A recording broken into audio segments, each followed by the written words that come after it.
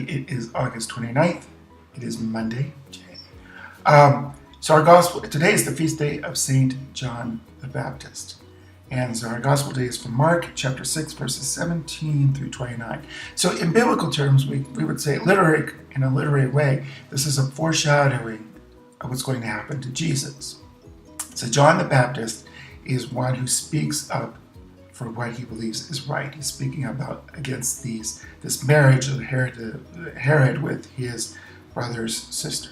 Okay, so legally it's an incestuous marriage. So he speaks up for that and gets jailed for that, and of course then he later gets killed for that, executed for this. And so we can read this and say, okay, this is another example how the church is being persecuted. The church speaks right.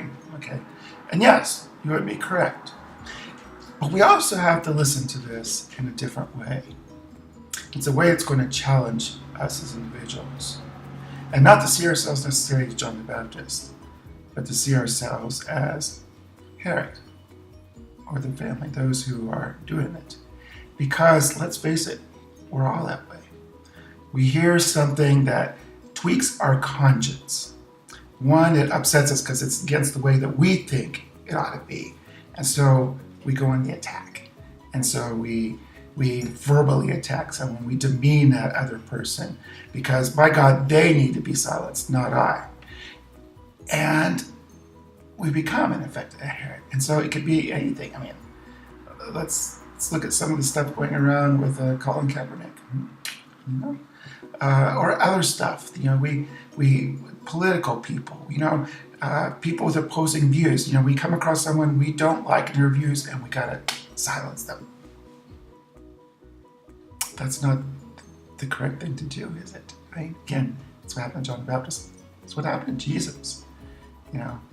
And so what an adult spirituality, Christian spirituality, Catholic spirituality is when we do get upset, when our conscience gets tweaked and we're angry, we hopefully do not go on the attack. We don't look for a victim, but instead we sit back and discern, what are we really angry about? Because again, who's the only person in this universe we can change? It's ourselves. And that's the person we got to work on. And we have to understand what we tweaked. And maybe we're tweaked for the completely right reasons. Yeah, you're exactly. But then we own it. And then we are not victimizing anyone. We're owning it because it's part of our lives. Okay? So hopefully that makes sense to you. I think it could save us a little bit of embarrassment and from flying off the handle quite a bit.